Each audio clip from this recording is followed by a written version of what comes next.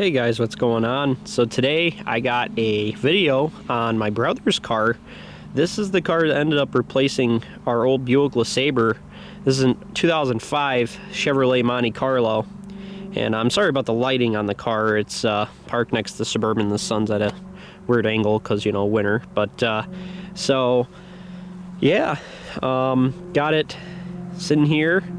He's home from college for the winter break. This is actually, believe it or not, I'm recording this in January, and this is very strange weather in January, I'll tell you that. We're at like 50 some odd degrees. It feels like 50 degrees today.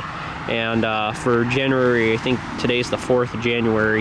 This is very, very strange, I'll tell you that right now. Very weird that we're having weather this good. So I'm sure it won't last, but I figured I ought to get out here, record a few videos while it is nice and warm out.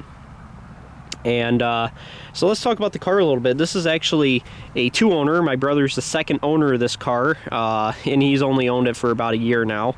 You guys have seen in the background in videos. I'm sure I've talked about it before. And so this was a one-owner Monte Carlo since 2005. And up until last year, and it's a pretty beautiful car. I will not lie.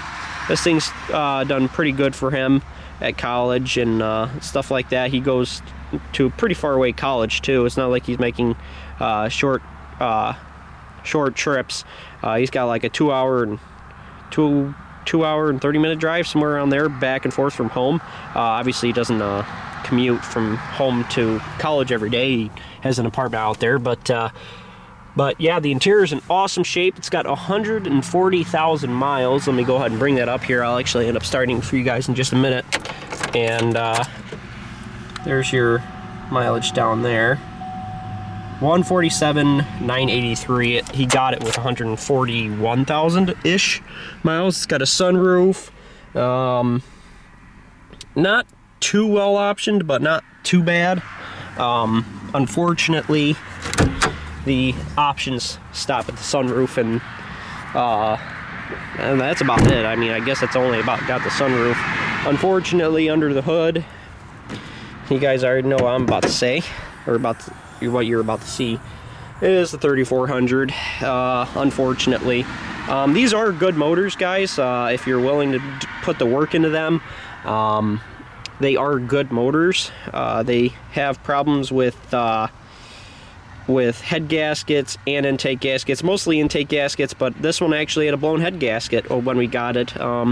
The previous owner, when we were buying it, lied to us. They knew that it had a serious issue, and they didn't tell us about it.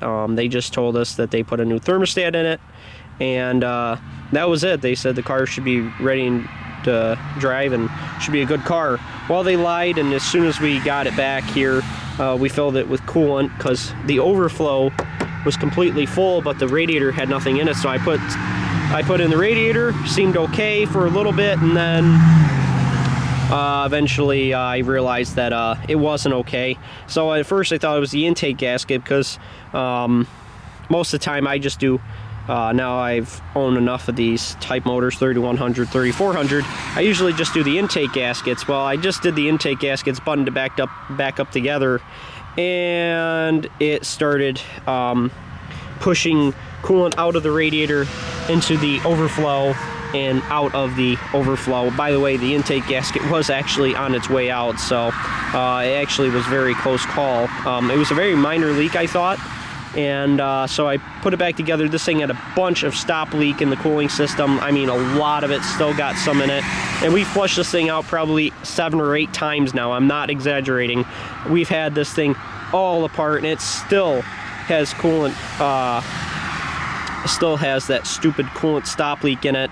Really annoying, guys. These are not, I would say anybody who's using coolant stop leak, guys, you have no idea how much of a nightmare it is. Just fix it right the first time. It is a absolute nightmare. And every time I see somebody put coolant stop leak into a car, I just cringe, because I know the thermostat's going to get blocked off. The inner workings of the motor, the ports, are going to get blocked off. I've seen it over and over again on these motors, that people put stop leak in them and it just clogs them right up. Very bad, but we ended up getting it fixed. I mean, this thing's been through the ringer, I'll tell you that. I've had that entire motor apart basically 3 times now. It's been a real pain to you know what, but I actually did make a video on this quite some time ago.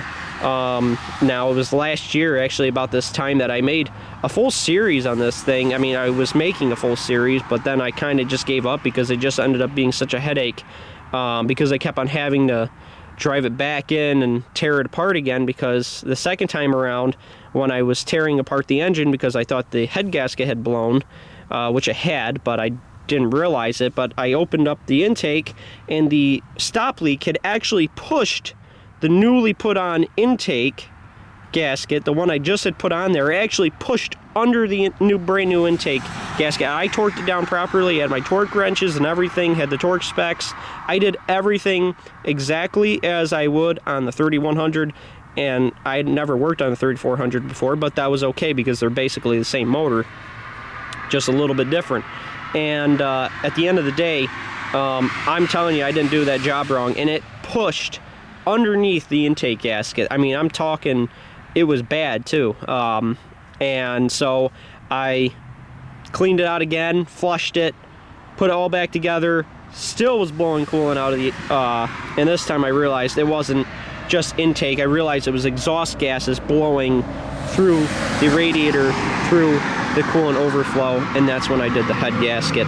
And that was a little bit of a nightmare, but not too bad. But at the end of the day, we got her fixed. It looks like we might have some mice issues with this thing right now, because it has been sitting here on and off for about a half a month now. I mean, we've taken a few drives, but not too much. I'll go and check underneath for you guys. By the way, this is a New York car, but they told me they didn't drive in the winter, and that's one of the few things they didn't lie about.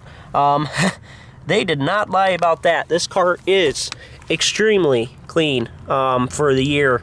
If anybody knows New York cars, that does not look like a New York car from 05 if you've been driving through the winter.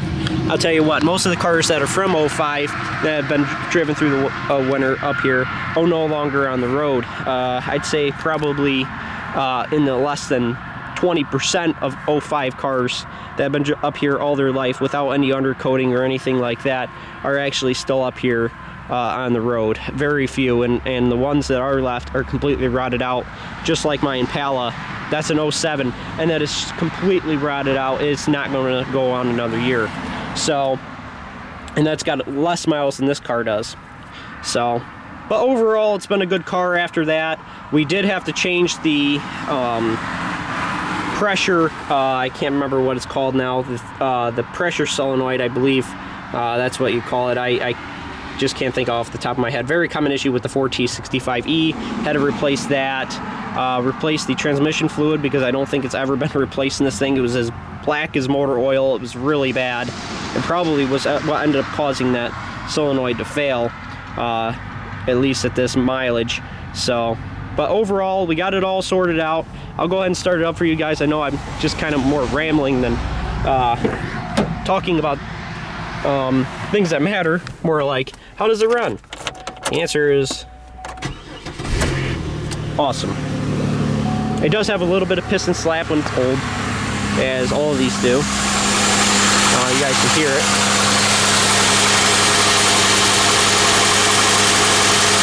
I think you can hear it. And a little bit of belt squeak, but that's okay. We can live with that.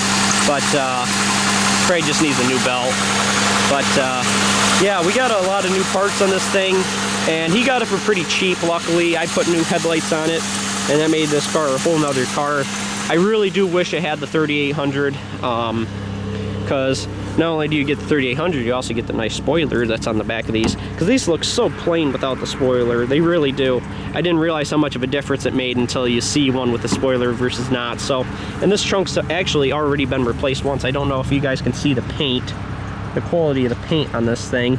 Probably not, but there's actually little bubbles all the way through this thing. It's pretty bad. So this thing's actually been in an accident before. It was very early in its life that it was in an accident. Right here was the corner it got hit. And I tell you what, that belt is getting pretty bad. At least the sound of that belt. Yeah.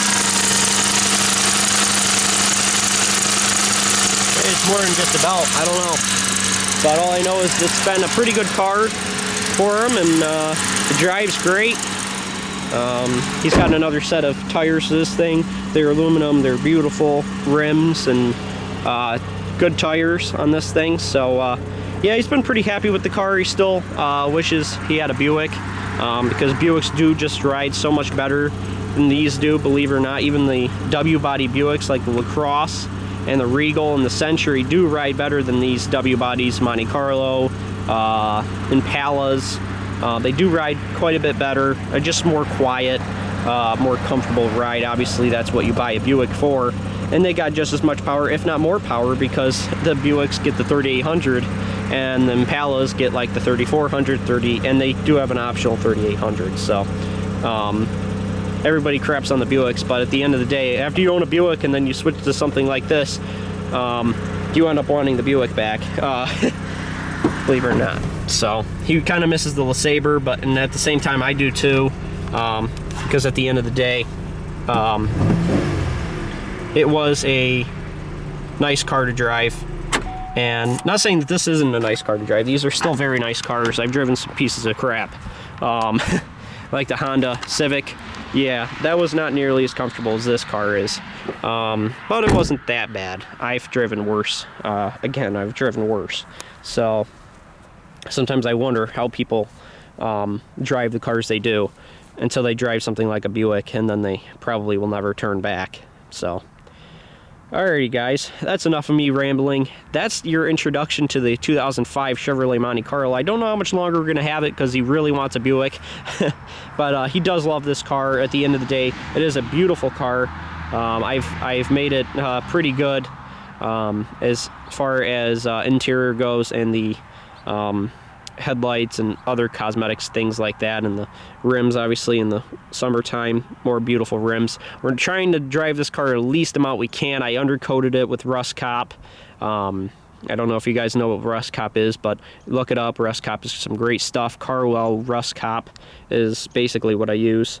But we got summer rims for it. We're trying not to drive it right now with all the salt on the road and stuff like that. So we're trying to preserve it as long as we can, either until we sell it or just keep driving it until it's dead, which it will be a long time before this thing's dead. It's got a long time left in its life. So alrighty guys, well, I'll see you guys in the next video. Like, comment, subscribe, and stay tuned.